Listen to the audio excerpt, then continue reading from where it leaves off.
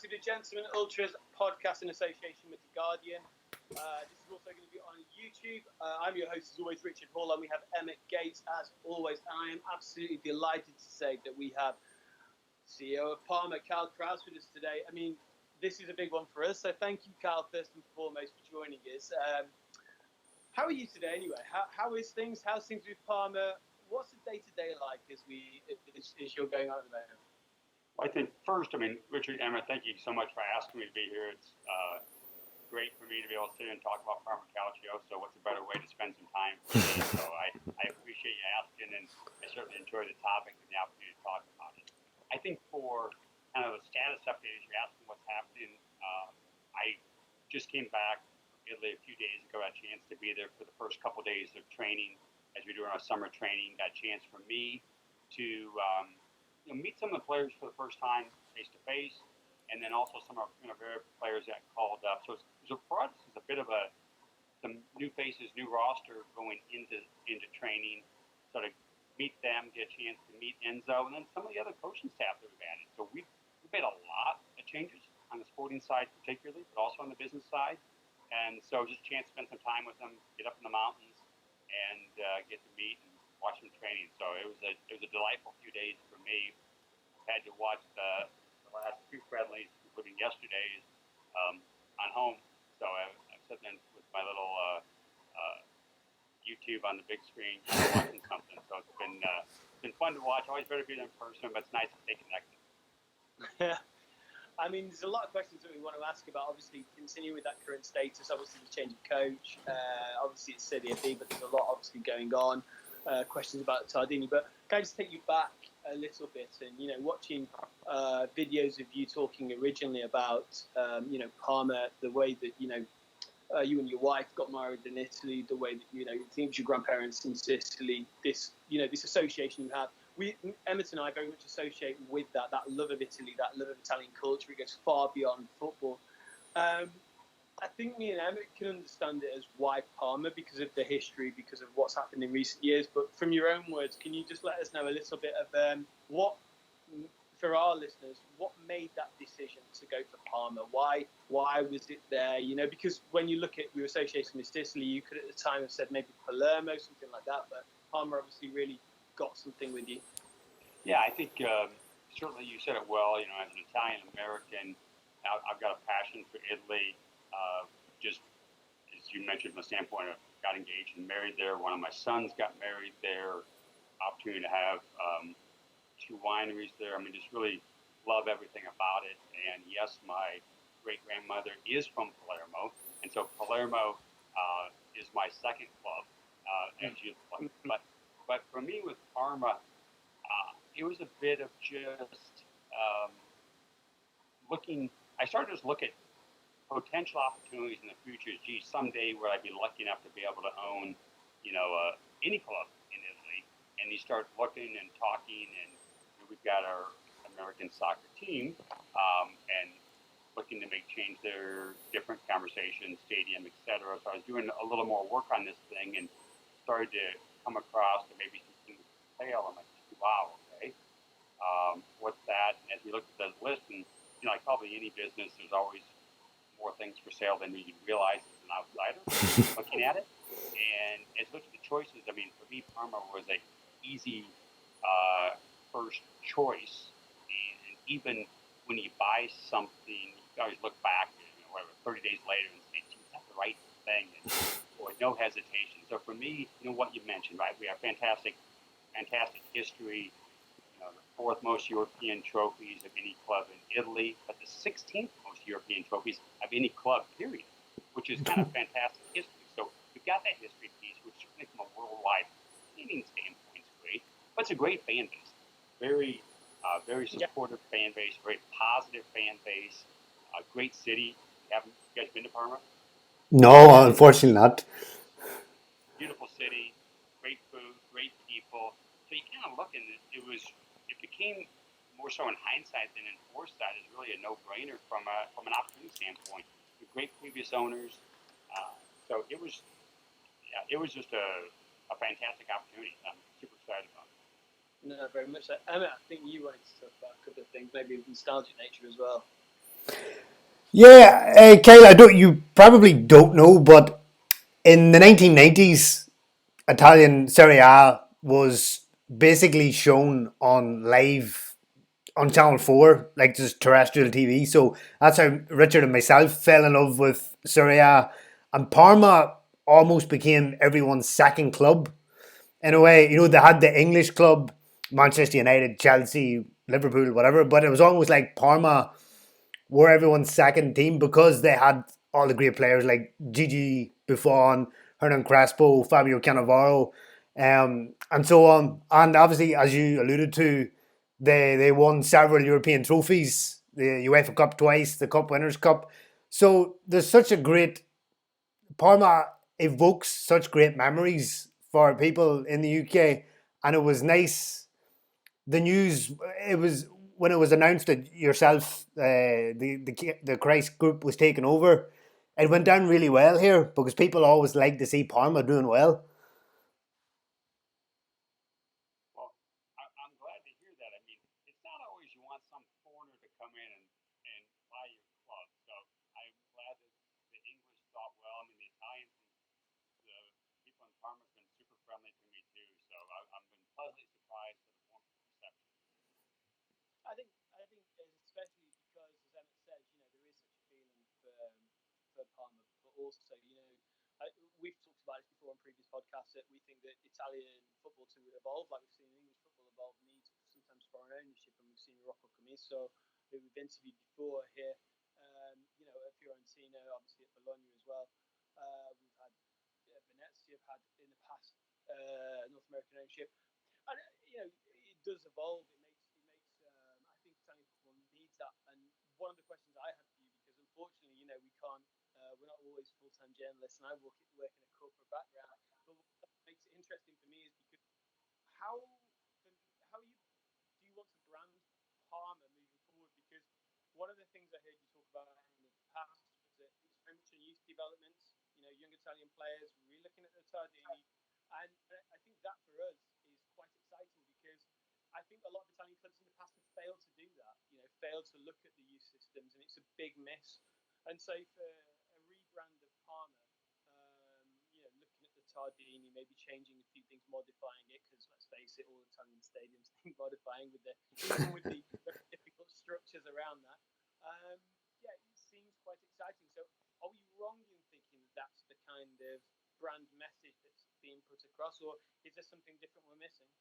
No, I think you said it well. I just kind of uh, maybe put those in my words. Not that I'm not to say, not that I can say it better than what you said, but I think if you think of us collectively, you know, I look at this from our standpoint as a family, as our family, we had the opportunity to be the owners today and owners for a long time in the future of Parma Calcio. And so for me, the first and foremost is take that long term mindset to what we're doing and look at this thing from a generational standpoint. And I think we look at an example like the academy that you mentioned is trying to grow and develop youth players is not a solution for us to get promoted from Serie B to Serie A this season. I mean, that's not going to help us. And you then have to make that investment and say, how do we? Um, I met one of our young kids the other day, just coincidentally. I was there in the hotel, and he's a 10-year-old boy who scores a bunch of goals, etc. And I'm like, okay, that's those are the players you want to play for us into the future. And how do we create the right experience from a training standpoint? How do we create the right environment? And how do we give those young players the growth opportunity to then develop like the first team? Because you see the resources get applied to the first team from analytics, nutrition, psychology, whatever. But those needs are just as great for the 10-year-old, the 12-year-old, the 16-year-old. And so for me, it's just how do we grow that side of what we're doing? I think also you mentioned from Tardini's standpoint, and Collecchio is where we train, so we've got to update Collecchio, we've got to update Tardini. And we're making good progress on Tardini, and fingers crossed by the end of the year we'll have our commissions done to make that happen, which would be fantastic, and really transform that into a stadium that um, would be like what you see around the world, not the bar of what's in Italy, which I love Italy, but but that's a large, it's not the best stadium. And so how do you create a stadium environment like that? And the same for a training facility. People are like, oh, this is one of the top training facilities in Italy, but if you look at the EPL and you say, what does a training facility look like? Boy, we're probably in that relegation zone from what you have in the EPL. So it's a little bit of trying to get the mindset of let's look around the world of what good looks like and try to mirror that and create that environment. I think for Andy, Stadio and Tardini, growing the youth side, certainly leveraging this favorite second club point that you guys are both kind enough to mention, that how does Parma go back to that around the world appeal that we had before and still have that fondness that people have for us. And then I think lastly, but not solely, is the focus on the analytics side of what we're doing. I think the analytics part, you see clubs in England, some clubs doing a great job, America and across different sports, clubs doing a great job in analytics. And that's going to be and is an important part of the future for us, is making sure that all of our people on the sporting side and the business side are open-minded to what the data can be showing us versus the things that we know because we played the sport all of our lives. No, absolutely. I'm going to come back to Emmett in a second because I know you want to talk about Gigi Buffon being. I'm not going to. Can I allowed to say you're a Juventus fan? But just before we go to Emmett on that, my question is obviously it makes perfect sense in what you're saying, and I think that's really about making Parma, like you say, the big club that everyone knows them to be. Obviously, things are different this year, and I think what I'm trying to ask is, firstly, what are the expectations from your point of view in Serie B this year? Is it obviously promotion straight away? And secondly, if you don't mind me asking, I'm really interested to know that a lot of Serie A clubs are really taking on social media here and really improving. And you look at the lack of Roma, especially Inter, are very good and really pushing it. Do you think that that's a really key point to getting Parma back into that brand mindset? Well, sorry, getting people buying into the mindset that Parma is still, obviously, and always will be a huge club, and that social media is key to that. So I know it's two questions in one, but I think that, coming out of Serie B into Serie A, which is what we all hope Parma can do, it's not just on the field, it's not just with the training facility, but it seems to be now almost taking on a bigger picture that, the club itself has to be very conscious of brand management and social media. Yeah, I think well said on both those things. First, obviously, I'll address the Serie B question. Our intention is to have a team that gets immediately promoted. Like any league anywhere in the world, every league's difficult.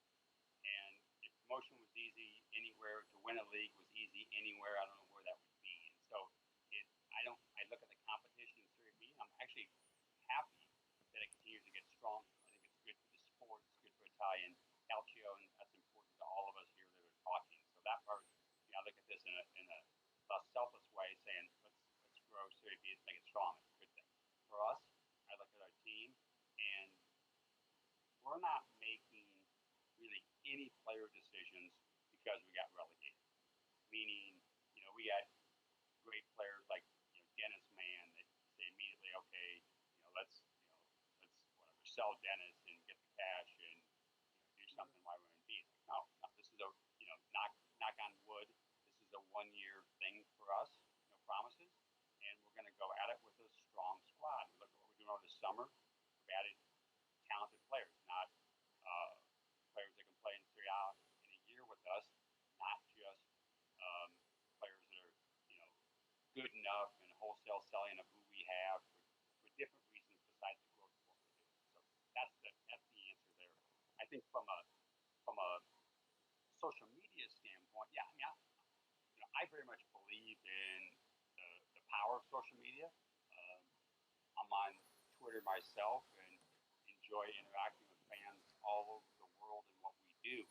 And I think it's how you touch people, and how else would we touch our fans in Argentina, Romania, England, America, unless we do it through social media channels.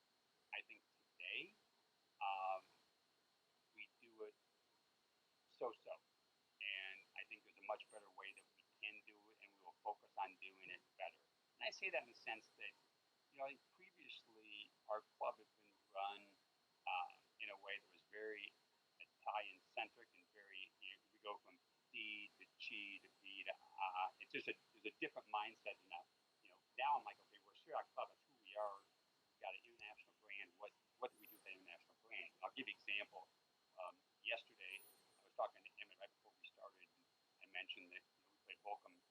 family yesterday and I had a chance to watch it. We had three choices. You could watch it through YouTube, Twitter, or Facebook. So good for us. We had three ways we're getting the game out. So proud of the team for doing that. A little sponsorship play with it. Hey, proud for doing that.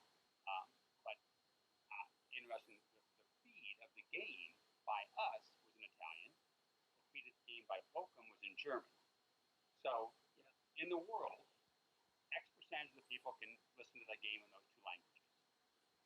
The rest of the world is saying, I'm speaking, not because I'm talking to two people in England and me in America, but I had fans on Twitter saying, how come this isn't in English? I'm like, I agree. It has to.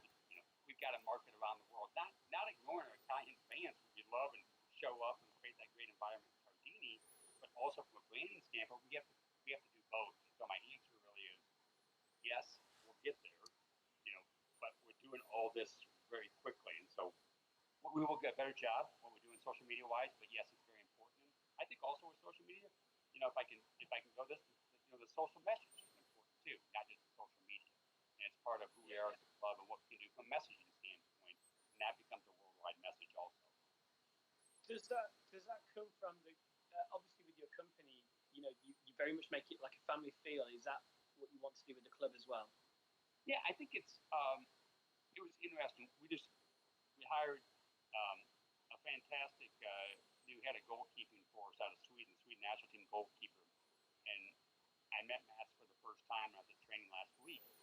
And I arrived at the hotel with my son, dropped off our bags, went straight to training, and walked in. And for me, it's just I hadn't seen everybody for a few weeks, and so for me, it's just saying hi to everybody. I'm hugging the coach, I'm hugging the kit man, I'm hugging and just the guys I hadn't seen. And I think this Matt's great, sharp young guy, super happy to have him. And he's like, wow, you just kind of treating everybody the same, and that's it. I mean, that's the environment. I'm not trying to pat myself on the back and saying this, but you teed up the question nice enough for me, where it is that. I mean, I hadn't seen our kit man Vito in a while. It's been a few weeks, so hey, how you doing? How are things? And that's how you want it to be. And so that is that family type environment. It's me. It's the availability of myself, availability of my son, not putting on some type of airs that we're superior and somehow you have to treat us differently. No, but really, where I was going with that, Richard, thanks for bringing that up, is I was going more for the power of messaging of what we can do with the club in a worldwide arena. And I think if you look at our last home game of the year, we wore our Black Lives Matter jerseys, and came out with a black jersey. Did that. Certainly that irritates some people, but gives us an opportunity to do a messaging standpoint. And in America, our American soccer team, fourth division today, called the Des Moines Menace. We did an alternative jersey a couple of weeks ago, which I was actually wearing this morning. I could have kept it on if I and I was out doing my stuff, but we wore the LGBTQ plus messaging within that for that game. So I think it's a point of how do we take this platform that we have all around the world and get across the positive social messages that we need to get across, and we're going to irritate some people. And I think when we did the BLM thing, we had some fans that probably didn't embrace it, thought it was political, thought it was whatever else. And I look at it, it's we have a long ways to go, and wearing a jersey one day and doing some support with Leonard Jerome, one of our former players, as part of a messaging, is a small step that we need to do from a social messaging standpoint. Small step.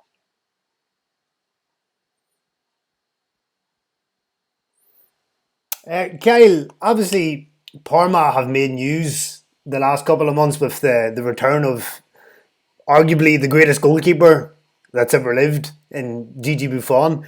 Was that a difficult deal to put together, or was Gigi just very, yep, let's go? How did the deal come around?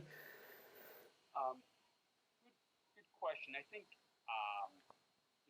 when I was lucky enough to have the opportunity to buy Parma Calcio last September, at that moment, the thought of signing someone like Gigi has to pop in your mind. Like, here's this player who came to us as a 13-year-old, got his debut at 17, greatest goalkeeper ever, and still playing top of his game. Didn't lose a game last year for Juventus. So you look at that opportunity and you say, gee, could we ever, convince Gigi to come to us and that possible? And for me, then I had a chance with my son to meet Gigi after the game in Torino and talk to him in the locker room and said hi. And at that point, I planted the seed saying, "Hey, Gigi, if you'd ever like to come play for Parma," and he kind of laughed and did whatever. And at least the seeds planted. And I think when we talked to Gigi after that, it was he likes what we're trying to do and how we're trying to position Parma from a change standpoint within Serie A, within Italian Calcio, and what we're doing. So having him endorse that by coming to us, but also for him, it was a chance to, I guess I'll say, give back and be part of what was good for him and his career, and how do I continue to lead and be part of that. So I think he took it also as a opportunity, as an emotional tie back to Parma. So it was more of when the season ended, he asked for a couple of weeks to be able to kind of think about his options. He had options from some of the top clubs in the world to play for, and he chose us because he thought it felt right and thought that it was a positive, I think, indictment of what we're trying to do with the club, messaging wise. Yeah, because Buffon, as from reading interviews, he's always said that it's not about the money; it's always about whatever stirs his emotions, and he feels it in his soul. And obviously, a return to Parma, where it all began for him, you couldn't ask for a better, almost bookend to his career. He I think you're exactly right. I think what for him, it was definitely that it was you're a world class athlete, and you have to decide what motivates you. yeah. And I wouldn't know, never been that. Me neither. As they tell me, and Gigi found this as his motivation, his next challenge, his opportunity, and really seizing that and coming to us, play top level football for us, be a leader, which we need, and help us get back to Serie A. So that became his motivation, his give back, and when I had a chance to meet his wife, she kind of articulated the same message also, that this is really important to Gigi to create that next drive. And I think the 2022 World Cup is his after promotion. Yeah. Promotion first. In order. So sequence is good. And get back and play for Italy again in the World Cup. And so he's got that helping us. He's got the self-motivation to prove he's one of the top keepers in the world. And we're lucky to be along for the ride. I love the we were talking earlier about social media. I love the video package that you put together, for his return. Was that your idea? Oh gosh, no. No. I would give our communications media team all that credit. And you do those things. I mean, we don't have a big squad. I mean, of people running around, and they did that in short notice. It was a great thing, and then we put on that grander event in Tardini. It was a great event. So both of them, our team did a great job with. So I take no credit. Maybe out of the way. It was a really good. The way he came back was fantastic. Even though, like you say, it was a short video, it was a good video, and I think sometimes those small ones really hit home in the memory. I mean, there was one, and I know Emma and I have talked about one. There was one that Venezia did when they brought out their new kit the other year, and it was only like a minute 14 seconds, and it bang, and it just hit. And I think it was the same with Buffon. I mean, I think that Everton and I talked about it before. Of course, he had all those other options, but everyone wanted him back at Parma. I think it felt right in everyone's heart, and I think Gigi's not. He's not just a goalkeeper. He's not just someone who's been a legend in Italian football, but like Paolo Maldini, he's one of these people who just transcends club loyalties. And I think when you look at him, people want him to succeed. And Emma, I think we did a podcast not so long ago, and we said, why wouldn't you take Gigi to the next, World Cup, or because even if it's a third goalkeeper, because he's good enough, he's still got the desire and the want, and he's literally up there. Him and Dino's off. You're tossing balls in the air, aren't you? Really, to say who's the best. And for me, it's being someone of a certain vintage. It's just fantastic seeing him back at Parma. Well, yeah, I agree, and the leadership that you kind of talk about that he brings wherever he is, he's going to do it for us on the field. But even watching him was in the stands and he's not playing, riding the bench, whatever. He's you see that same leadership and that same engagement in what's going on. He's not sitting back and watching the game. He's making things happen on behalf of the club the best he can wherever he is. I think one thing from Buffon for me, which makes him as good as he is that obviously we saw him when he made his debut 95-96 against Milan for Parma, of course, and then the transition of him and the way he played. But when he was been injured, the way he's then transformed his game when he had the problems with his back, he transformed and became a new goalkeeper. He became more positional, and just the way he's. I mean, Emmett, you all know this more than me. The way he's conducted himself throughout his time at Juventus, he's just a gentleman. And yeah, like you say, he must be absolutely huge for that dressing room because you look at what he's won. I mean, I can't even think off the top of my head. I mean, it must be at least 6, 7, 8 Serie A titles, 5, 6 Coppa Italias, a World Cup. It's he must have an influence, especially for those younger players in the dressing room.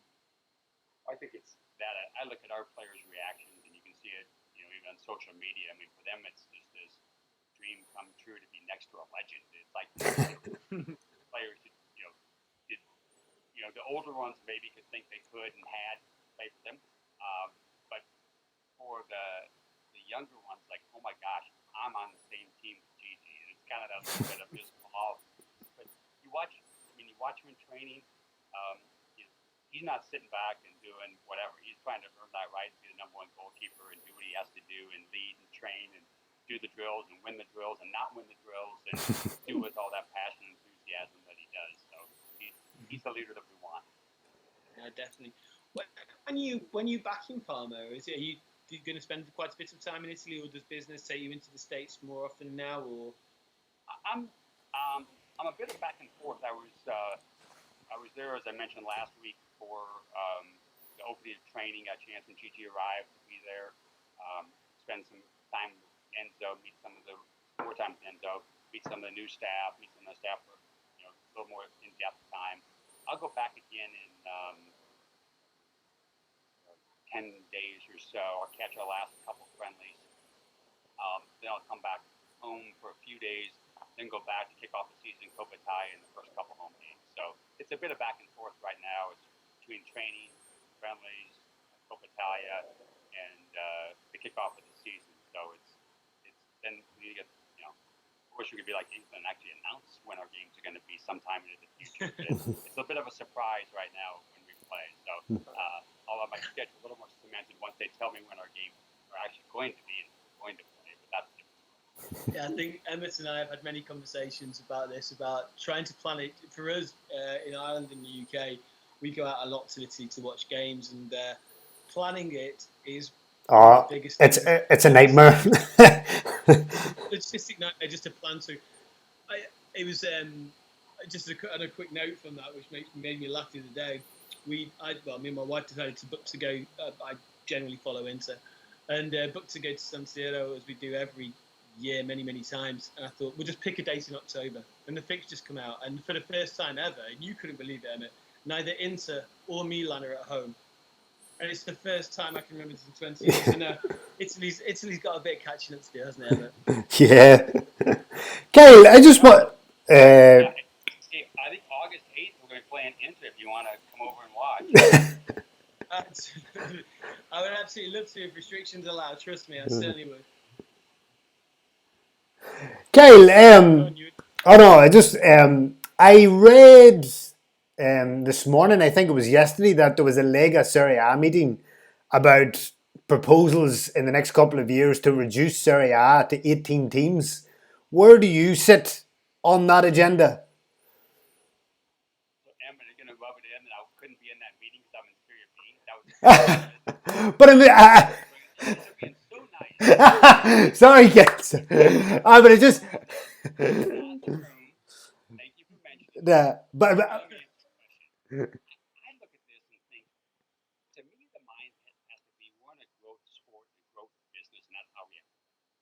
And I think there's times when, not just Serie A, but other leagues around Europe, think of it in a different mindset, in a different thing of like, what do I do about today, next week, next month?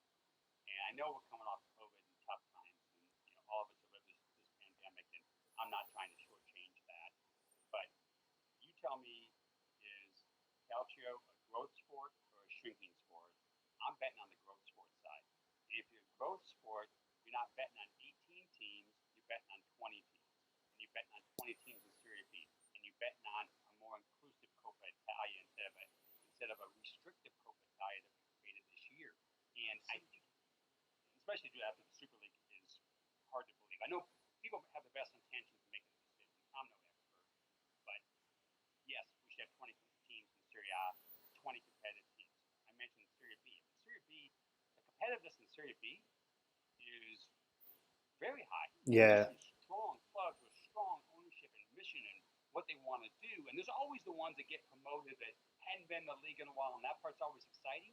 But there's strength in that. And there's strength in Serie A, and it gets stronger every year. And that's a 20-team league. That's a league that's marketing themselves around the world in a proactive standpoint and in a long-term standpoint. And I think what we do is we chase sometimes that quick dollar. You know, if we're dividing the money pot from TV by 18 instead of 20, gee, we get more money. Gosh, you divide it by 10, you get more money. And to a point. Over time, you don't have more money because someone else has passed you as a greater sport. And so we, in Serie A and all Calcio, we're competing around the world. We're competing around Europe, and we have to look at saying, okay, what puts us in the best position to catch the EPL, not to make the most money over the next 5 years. And that's sometimes, again, in my American speak, leaving money on the table, where you're going to say, yeah, it's not as important today, where I'm not going to change platforms every couple of years on how we're going to broadcast our games in America. I'm going to stick with a platform, and you're going to know where to find us, and I'm going to be there year after year, even though someone down the street may pay me, €1 million more for a season or something. We're trying to build what we're doing. We're trying to create availability in our product, and that availability will build our fan base 5 years from now. So I know the best intentions are there. I know there's smart people in the room, but 20 is better than 18. Especially when you talk about the Coppa Italia and after the Super League, and the format makes absolutely no sense. And that was a horrible decision, I feel, to reduce the Coppa Italia to Serie A and Serie B. Another one I have a hard time understanding is it's somehow TV related, but I come back and say, you give me a Serie D team playing Inter and San Siro because they won some games. That's a dream come true. I think you guys live it, with the FA Cup, and you exactly. And I think what you see a lot of the Coppa Italia is like, oh, we have to do it. And then once we get to the semifinals, it kind of matters. There could be a spot in Europe for some clubs, but until then, it doesn't matter. This year, we're going to play fewer games in the Coppa as a Serie B club and take games away. And you have fans that haven't been in the stadium for 18 months, and we're giving fewer games, not more games. I'm a fan of inclusivity. I'm a fan of how do you go deeper and bigger in Coppa Italia and give people dreams to come true from clubs at different levels. And that's the joy of it. I mentioned I have an American club that's a fourth division club. And we've had the opportunity to play MLS clubs in our version of the U.S. Open Cup. And, it's a dream come true for our players to go out there and go into Sporting KC Stadium and play Sporting KC in front of a full stadium, packed full stadium, watching our little fourth division club, hold on against that MLS club and play it. So it's a win-win-win for everybody. Yeah, that's the beauty of football, is when you get a smaller side playing against a bigger side and the possibility to win. If you take that out of the game, what have you got? I feel it. Benoni versus Inter the other year, Alessandro versus I think Calgary. These potential upsets. It's just not marketed in the right way. I'm really conscious of time, so because I know we said we'd let you go soon. So I know you've got one more question, but I think you have. But one of mine would be just a very basic one, actually. When you look back over the history of Parma, which is, especially in the last couple of decades, very rich, very glorious. My mind always goes back to people like Luca Bucci, Hristo Stoichkov. These players that actually graced Tardini and really fulfilled my childhood with some glorious memories. When you look back in Parma's history, I know it's probably not right of you to say one person, but there is a player or two players that really stick out in the mind that really associate with Parma. Not allowed to say Gigi. One of the players, because I'm 41 one now. And my earliest memory is probably Parma even beating Milan when they were in Serie B in the Coppa d'Italia. So I don't know. Just wondered if there's something that with Parma that sticks out in your mind. Well, I got asked this question right after I bought the club. And I mentioned again today. I mentioned Fabio Cannavaro for us for the national team as the answer to the question, and I say it with a smile on my face because for us, Alessandro Lucarelli was in the room when I said this, and so I had to then make the smile and the joke. Oh, I meant to say Alessandro Lucarelli. I so I would keep my same bad joke, but yeah, I think there's just the list is fantastic. I mean, you take a starting 11, a historic starting 11 of Parma, and it's a beautiful list. Yeah. Around who we have, who can be of that 11. But just for whatever between that, the national team appearances, I just Cannavaro was one that but I could, we've done things with Thuram recently, like I mentioned, on the Black Lives Matter standpoint. So certainly he continues to be part of us from a legend point. A lot of them do. So we're just blessed with a lot of fantastic players. Yeah, so it's a tough first 11, that one. And then, by the way, Alessandro Lucarelli was very kind to me. I watched Parma actually in a random place in northwest UK in Burnley, and had a nice little chat with him. He's a really good bloke. Have you got one final question? Because we have to let Kyle go, because I could honestly talk for hours. But we can't take this time. Yeah, one more question, Kyle. Obviously, as you know well, and Richard knows well, Italy and stadiums, they're 4,000 years old, nearly as old as the Colosseum, most stadiums in Italy. Obviously, you said earlier that you're working on the Tardini and on the training ground. Has the city of Parma been supportive? Because we've seen with Roma and Rome, there was the green light, and then there was this objection and that objection, and now we're seeing it with Milan and the San Siro and the city. There's almost like a standoff. So have the city of Parma been supportive of you and what you're trying to do with the Tardini? Well, I always have to say so far. But so far it's been very positive. I look at it as an American, and you show up and say, gee, I want to come into your town, take this asset that you have that's 100 years old, and I want to spend 90 million euro there. May I? And you go, okay.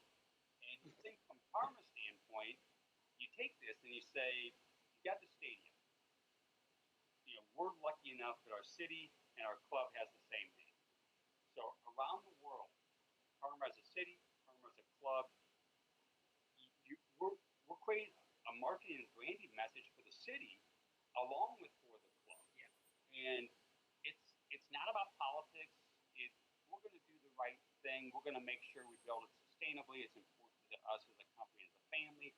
We're going to make sure we're right to the neighbors, because also that's important to us. We want to be there and be partners for a long, long time. That's the concerns people have. It's what's going to happen here, and it's going to be better from a neighbor standpoint. It's going to be better from a sustainability standpoint. It's a 100-year-old stadium.